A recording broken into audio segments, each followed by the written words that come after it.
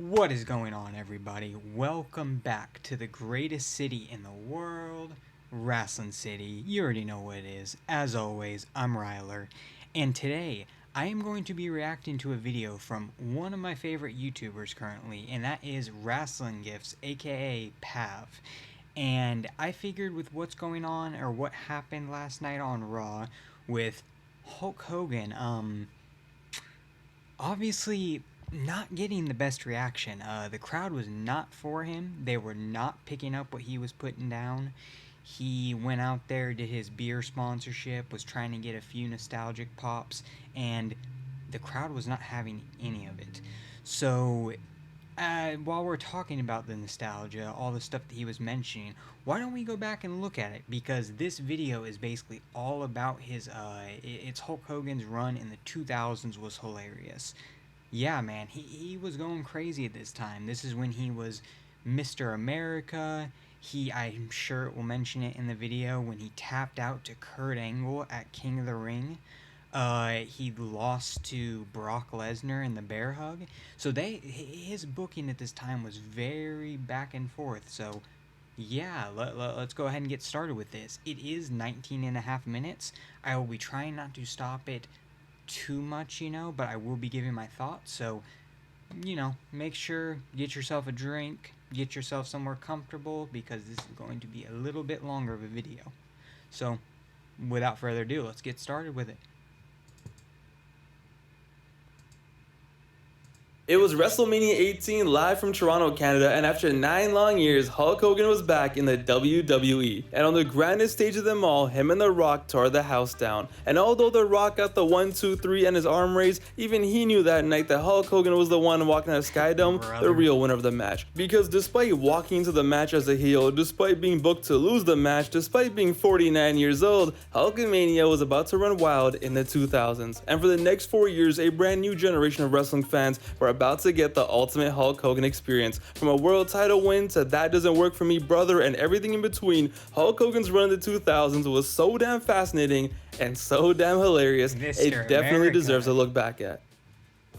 I totally So back in forgot about that with 2002, Shawn as soon as Michaels. WrestleMania 18 was over and Hogan ditched the NWO, Hogan was back, and before you knew it, the company began pushing him like he was their biggest star, like it was 1987 all over again. And for good reason. Hogan was back, and after 9 long years, the face of wrestling coming home was a huge story, and every week the crowds were going crazy for this man. It was as if Elvis had come back from the dead or something, and he basically did. And once he brought back the red and yellow, it was a wrap, because the next thing you know, despite losing at WrestleMania 18, despite being a 49-year-old man with bad hips, bad back, bad everything, Hogan pulled off arguably his greatest masterclass and walked back into the WWE, and a month after WrestleMania 18, beat Triple H for the WWE Championship. Wow. Triple H, the man who at this point had cemented himself clearly as Vince's one and only son, sorry Shane, his golden child, the man who had just had an historic comeback at MSG, who had just won the Rumble, who closed WrestleMania over Hogan, who had just won the title and was in the beginning of his much anticipated face run, had to do the job, the 1, 2, 3, for the real Triple H brother, for Hollywood Hulk Hogan, dude. It cannot be understated. I know he kind of covered it in the beginning, but Hogan was so over during this time period. They actually did some sort of improvised, during the middle of the match between Rock and Hogan, because Hogan was the heel going into that match. Rock was leading up to it. Rock was in like an ambulance, and Hogan, they attacked him. They hit him with a crowbar or something, and then Hogan went into an ambulance and ran. Or no, he got into it was a semi truck, and he ran it into the side of the ambulance while the Rock was in it, like on a stretcher. So he was very clearly the heel going into this. And they changed it on the fly because the crowd, the Toronto crowd at that WrestleMania, they were so pro Hogan. They had to do some sort of improvised finish with The Rock being a heel. So it is so crazy how much times changed, That's not what happened on Raw, to say the least. Just 1 month after main eventing WrestleMania, Triple H was out here getting a leg drop by this big orange Neanderthal, and this instantly reminded everyone that it doesn't matter if it's the 80s, 90s, or the 2000s, doesn't matter if it's Macho Man, Macho Man's wife, Triple H, Gawker, Hogan always goes over. And just like that, Hogan was the WWE champion. And for the 2 weeks that preceded this legendary win, jokes aside, they cemented this return as one for the ages and cemented it as iconic in every way. Once Hogan won the title, he was treated like a god in the cities they went to, even more so than before. One time on an episode of SmackDown in Montreal, they legit gave this man a 10-minute standing ovation and he was brought to tears. You can just tell he was all like, "Why, dude, why?" And it all made sense because it was like, damn, all these kids who grew up with Hogan finally get to see him in the red and yellow again, back home in the company where he belongs. And it was before we knew he was a racist piece of shit, but this was Hogan on top again. All the Hulkamaniacs were now older and he was back in the company that he helped make. It was generational. Man. But once the ovations wore off, so did a lot of the luster, and eventually kind of hit everyone that this 49-year-old buffoon is the WWE champion. Yeah, once reality sunk in and every week Hogan was cutting the same promos and getting more and more orange every week, it got rough really fast and the ratings started crashing down, and it definitely hurt inside and the company started panicking. Next thing you know, it was time to portray Hogan as cool and hip and he's stealing Undertaker's motorcycle until it stalls on the ramp and he has to do this. Then he gets his own chopper and he's driving it to the ring, and then eventually Undertaker just grabs him and does this. One of the funniest visuals that was supposed to be serious. I was waiting for them to mention this. He drags him down and he's throughout the entire arena, and there's this one spot, I'm sure he's gonna show it in just a second, where Hogan it's supposed to be Undertaker takes a sharp turn and then he's like hitting all the boxes and whatnot, whatever's in his way, but it is not really working out that way. So Hogan has to just like roll into it, kind of. He doesn't really hit it, he's just, it looked very funny. I wonder if he's gonna say that real quick. That I've ever seen. Old man Hogan in his little bucket helmet just going for the ride backstage like a kid at Six Flags. Why, dude, why? And just as fast as he won the title, it was time for Hogan to drop the title. His reign lasted a month. Hogan and Taker proceeded to have a horrible match at Judgment Day. He barely goes up for the choke slam and the title reign was over. But honestly, it was the best thing that could have happened for Hogan. He had the title run, the fans loved it, and once the title was dropped, it was like, hey, no more pressure. And for the next few months, he just kind of did his thing. For the rest of 02, he just kind of vibed out. He had a bang with Angle on pay-per-view. He teamed up with the Edge and won the tag team titles. Fans still went crazy for him every week. He beat up Vince. His 02 run, honestly, was pretty fire. Other than the Taker match, it was one heck of a nostalgia run. So when you look at Hogan's run in the 2000s, 02 was no doubt easily the best year. A classic, iconic run that of course came to an end in the most Hogan way possible, when Hogan decided to leave because the company didn't want him to beat Brock Lesnar for the title at Survivor Series 02. Terry, did you really think the company was gonna put the title on you again and have you beat Brock Lesnar? I thought he did lose to. I mean, I know he, like it was showing, he got put in a bear hug and he passed out. So I wonder what their obviously Hogan was probably like, that doesn't work for me, brother. I can't leave this program with Lesnar getting the win. I have to get the final win. So they were probably gonna have like a best 2 out of 3, and Hogan gets the last, and then he keeps the title, and then like vacates it or something like that. Oh man, dark times. Yeah, so I guess instead was Brock Lesnar and Big Show at that year's Survivor Series, and that's okay, I guess, but I wonder what would have happened, or what he was trying to politic his way to have happen. This guy. Hogan left in the summer of 02 and capped off a pretty successful run. And despite him leaving because he wasn't going to beat Lesnar in Survivor Series, he still left after putting Lesnar over. Like I said, all in all, a great run. But ladies and gentlemen, that was 2002. The Mr. rest of his run in the 2000s, let's just say, let the buffoonery begin.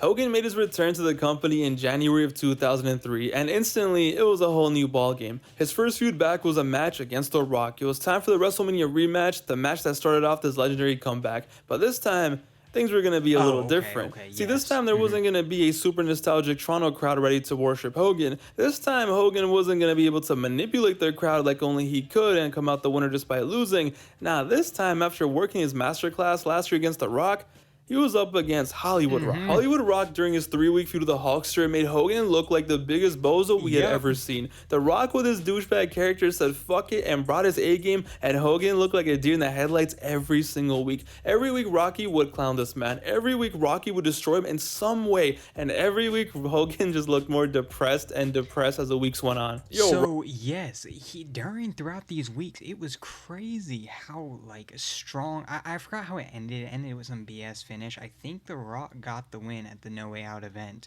but Rock had that interview that it was just showing where he like Hogan's in the middle of doing his spiel and Rock just like is like, "Oh yeah, rabble, rabble, rabble. Like, can you get to the part where you just rip your shirt off?" And like just basically demeaning and devaluing his whole shtick. And then there was also this segment a few weeks later where he's on the apron, he's looking at Hogan, and he goes to shake his hand. And then when Hogan is like trying to show respect, trying to, show that they are putting that behind them, The Rock moves his hand and spits in his face and then gets away. And Hogan got like no comeuppance. It's really weird. You would expect it to be different. Yeah, that's really all I remember it for is those two segments. Crazy stuff. Rock wouldn't even let this man speak most weeks, and when Hogan did reply, he would reply with the same stupid shit that he's been saying for years, like calling The Rock a jabroni. You called The Rock a jabroni? It got so bad and disrespectful. It got to the point where Hogan, probably in all honesty, should have just shot The Rock. And it all led to No Way Out 2003, where Hollywood Rock was one-on-one against Hogan, and he just trolls this man the entire match. Hogan just got clapped, not physically, but in every other way possible. The Rock was so in his bag this night that the same crowd who was booing him when the match started, they were all over him by the time it was over. And in short, The Rock 100% got his lick back on Hogan. Why, dude, why? So with Hogan absolutely getting embarrassed by The Rock, as was designed, to be fair, it was then time for his Mania feud, and it was then time for a match between the two biggest psychos the wrestling world had ever seen and ever will see, Vince versus Hogan. What a time it was to be alive. Two 50-year-old men who were so juiced up on roids that their piss probably would have melted a testing cup were gonna kill each other in a street fight at WrestleMania. This match wasn't Vince that bad. wanted to kill Hulkamania. Honestly? He wanted to kill what he thought was his creation, and these two old men for weeks leading to Mania just produced straight comedy. Hogan was out here botching his promos, calling himself a gay guy. If you actually think that I was just the right guy. Vince was Vince and doing stuff like this, and this was it. 20 years in the making, Hogan versus Vince at WrestleMania, and yo, these two crazy killed each other. Yo, what can I even say? That This leg match drop is a through the banger. See, announcer's before we had table. Jake Paul to give senior citizens CTE, we had them do it themselves at WrestleMania, and we had Hogan and Vince on pay-per-view giving each other so much CTE, it didn't make any sense. Say what you want to say about these two idiots, because they are definitely idiots. But these two juiced up maniacs back in 2003 on this night, they understood the assignment and they killed each other. They were out here swinging chair shots, bleeding everywhere. The crowd was going wild. Vince McMahon thought he was Matt Hardy at one point and decided to do this. This match had no reason to be this fire, but it is was a classic good. in every way. Only in wrestling would you ever see anything like this. And after 20 Yeah, so this match was good, but this is right after WrestleMania. He's going to cover it, I assume. That's where it all goes downhill. So this match, though, was actually pretty good. You would expect it to be bad, but that shot where Vince, like it was just showing, where he's bleeding and then he looks up to peek at Hogan, that evil smile on his face, that captured the Vince McMahon character to a T. So I think this did pretty good, but we'll see where it goes from here. If y'all don't know, y'all are in for a treat. 20 minutes of just amazing nonsense. Hogan got the 1, 2, 3, and Hulkamania was gonna live on forever and ever, or so we thought. So after WrestleMania 19 and 03, the company was in a weird spot, right? They had Hogan in the company for a little over a year. He had his dream match with The Rock. They even had a rematch. He became world champion. He didn't want to lose to Lesnar, so scrapped that. They ran the Vince match, and it reached a point where they didn't really know what to do with him. So they decided to do the most amazing yet goofiest thing we had ever seen. So after WrestleMania, Vince fired Hogan and banished him from the WWE. Just for the next week, Stephanie McMahon to announce that she had just signed a new wrestler to SmackDown, Mr. America. Alright, yo, listen, I love the Mr. America storyline. This was so stupid, so goofy, so awesome. So like, yeah, geez, goofy. I wonder who Mr. America is. It has to be Mark Henry, right? Hogan was gone and Mr. America was running wild on SmackDown, and Vince would try every week to somehow show the world that With this Zach man Allen. right here was indeed Hogan. So from hiring detectives and hitmen to taking a lie detector test, which by the way, Mr. America did beat. No face, no case. Yes, sir, Mr. America beat the case. Vince was unable to prove that this was indeed Hogan. No matter what he did, he tried everything in the book, but he was unable to prove it was Hogan. And if anything, maybe it wasn't, because that lie detector test, it had to be real, because even that test knew that Vince was a pervert. Yep. No pervert. Wow. Mr. How badly that aged, man. Hindsight really is 2020, ain't it, man? It's crazy. That lie detector, we should have listened to it, you know? America, what a time to be alive. One of my favorite lines from this whole era was, "I'm not Hulk Hogan, brother. I'm Mr. America, dude." I mean, on one episode, we saw Hogan at home hours away via satellite in a different state, and then Mr. America appeared in the same episode in front of the people. Like, it really couldn't have been Hogan. Yo, shout out to Mr. America, man. Shout out to Mr. America. What a storyline. What a goofy ass storyline. What an amazing storyline. Sadly though, for us, the Mr. America run wouldn't last long, and by July of 2003, Hogan legit quit the company and went home once again. He was released from his contract not too long after, and after a pretty wild year and a half, no the Hogan run of the ending. It just 2000s at ended. that point was definitely on hiatus for the foreseeable future. And as the years went on and negotiations did take place, it was clear that it was going to take something really special to bring the Hulkster back. And boy, did it. Hogan made his return to the company in 2005, and how do you top Mr. America? Well, let's bring Shawn Michaels in the cut. Hogan came back in 05 for two reasons. The first was to be inducted into the Hall of Fame, and the second was to have another icon versus icon match. So this was just a showcase of wrestling at its best. What happens when two wrestlers are put into a program who are infamous for their politics, who are infamous for being hard to deal with and work with, and what happens when one of them has changed, but one of them, despite now being 52 years old, still wants to go over, brother. HBK vs. Hogan kicked off in April of 05 when the two teamed up against Muhammad Hassan and Daivari, and slowly built to the night where HBK kicked Hogan's head off and we were off to the races. For the first time in 6 years, HBK was going to be a heel and have a trilogy of matches against Hogan. It was icon versus icon, showstopper versus legend, Hogan versus HBK for the first time ever. But little did we know, this was definitely going to be for the last time ever. The original plans for this feud, like I said, were there to be a trilogy where both men would win one match and then it leads to this final classic, good old-fashioned steel cage match. And when Hogan was negotiating his contract to return, he was all the way in. And he was all the way in for a while. So the feud kicked off and HBK was healing it up, and he was dressing up as Hogan, embarrassing him, getting all his shots in, and for a month we got the old Shawn Michaels. It was 90s Shawn Michaels back again for a month or so,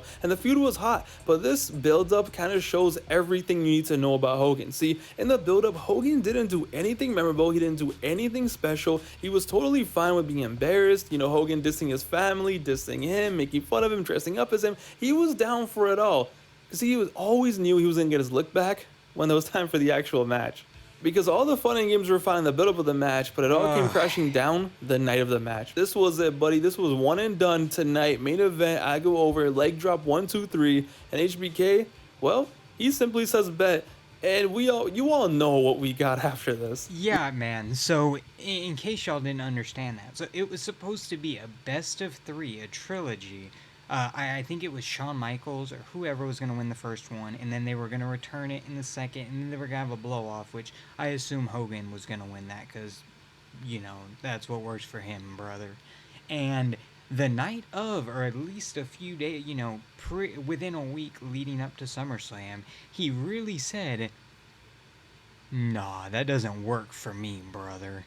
And he changed the outcome where it's a one and done and Hogan's gonna go over. So obviously Shawn Michaels was pissed, and that's what led to this match, his overselling of everything. He would get one single kick and he jumped and spinned when it was time for the finish.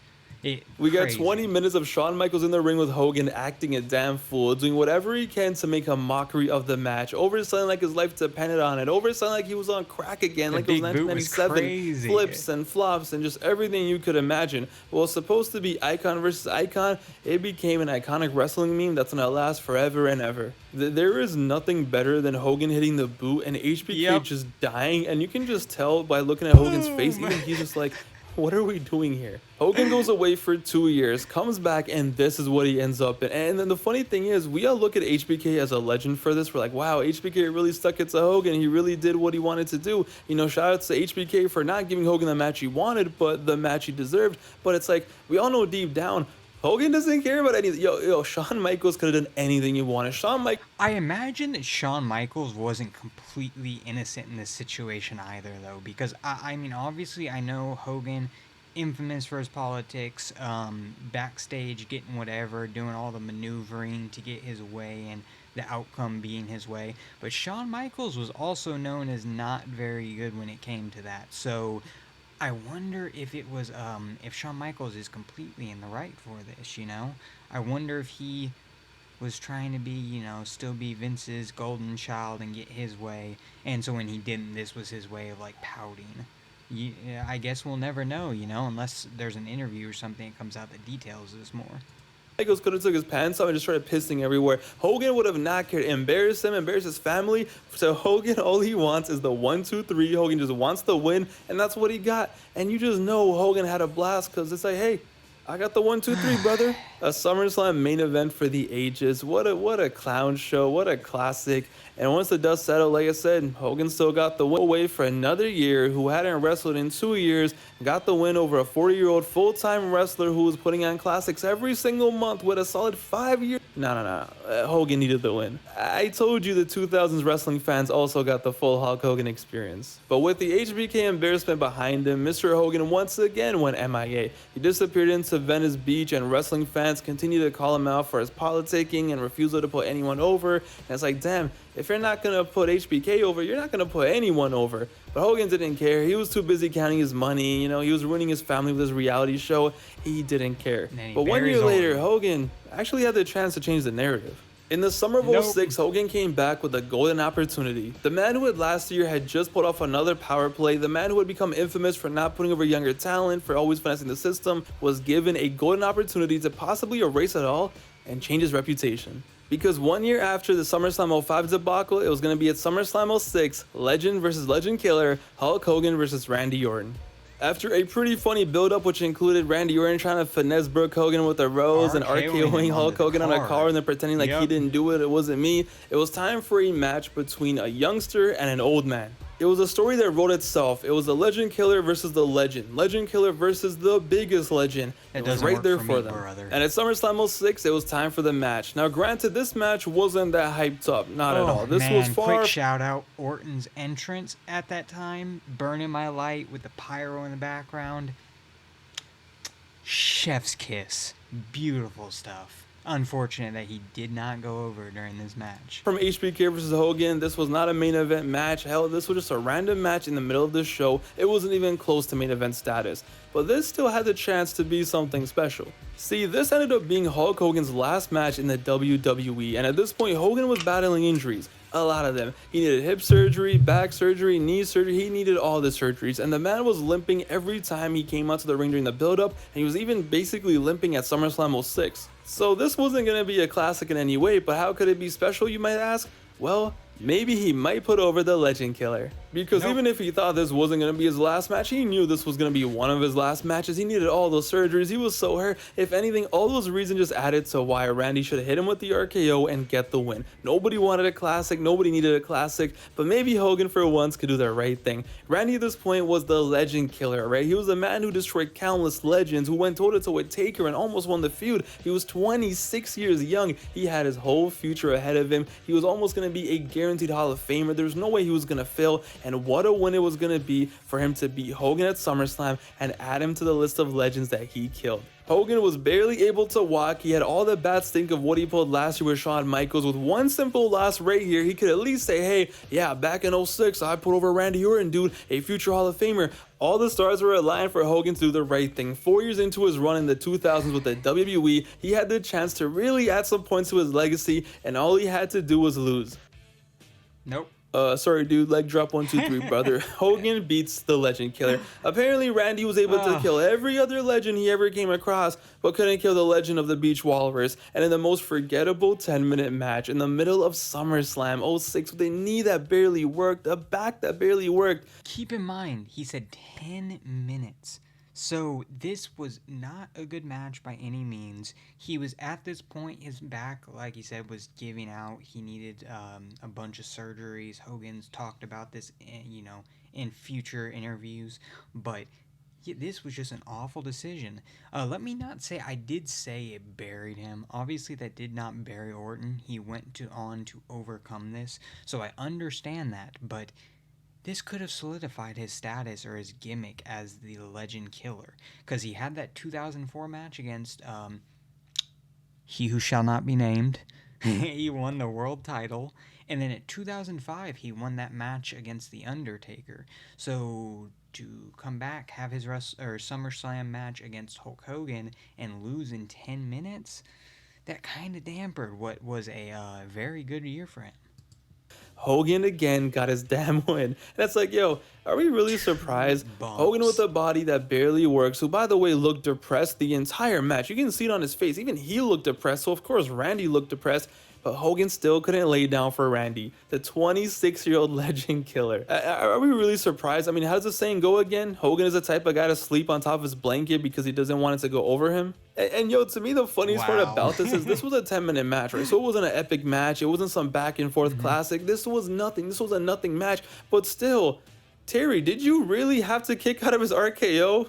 I can't. He just had to kick out of the RKO and then win like 2 minutes later in a 10-minute match. What are we? I can't. Hogan at this point was shameless. Honestly, Hogan was always shameless. Hogan got the win, and this ended up being his last WWE match ever. And in an God. industry where you usually give back to the industry on your way out, where that is the standard more often than not, nah, leg drop, dude. Obviously, in the grand scheme of things, it's like it's funny to laugh at because did it really matter for Randy? Not really. His career went on fine. It probably went the same had he won anyway. But still, it would have added so much to Hogan's legacy for putting Randy over, and it still would have been cool. Like, yeah, Randy killed the legend. Nope, sorry, not allowed. And just like that, Hogan's 2000s weird ass run came to an end. From losing his first pay-per-view match back to winning the world title a month later from Triple H to leaving the company because he didn't want to lose to Lesnar twice to Hollywood Rock to CTE Mania with Vince, Mr. America, HBK doing this to beating Orton just because why not? Hulk Hogan in the 2000s, I told you, a whole new generation of wrestling fans definitely got the full Hulk Hogan experience. And looking back at it, it was hilarious. This is the Hogan that I grew up on. This is the Hogan that I remember. And of course, during this run, I had no idea that this was going on backstage. Like when he was beefing HBK and Orton, I didn't really know. I didn't even know that HBK was overselling. But when you look back at it and when you really look at the backstage politics and everything and how it works, there is nobody who fascinates me more in the wrestling world and annoys me at the same time and just makes me laugh more than this guy. But jokes aside, what a run, what a masterclass. Broken back, 50 years old, doesn't matter. This guy always found a way to get his way in the wrestling world. He always found a way to go over. Even when he was losing, he always found a way. What a guy. In 2009, after this, there were plans for a possible Cena versus Hogan match at WrestleMania 25, and honestly, Really? thank God that didn't happen. Yeah. Because you just know that somehow this buffoon would have found a way to win that match. He probably would have taken Charles Robinson's like family hostage backstage or something and be like, Charles, you better count that 1, 2, 3 for me, dude. And he would have went over. Well, what a guy. It's your boy, Pav. Thank you for watching. Thanks for supporting. I've had enough of Hulk Hogan for a long, long time. Oh, wow. Okay, so this was posted a few weeks ago. That did not age well because you have had enough of Hogan at this time. Just wait until you see Raw now, right? But yeah, I hope y'all enjoyed this crazy little trip down memory lane. Maybe this was part of y'all's childhood. Personally, I was a bit too young at this time. This is when I was like 2 or 3, so I did not get to experience this. But comment below, let me know what you guys thought about it when you were watching this as a kid. And yeah, that's about it. Make sure you don't forget to drop a like, comment below, and always subscribe. Come join the greatest city in the world, Wrestling City. We're always looking to grow, and we'd appreciate having any new members we can get. I will see you guys next time. Peace.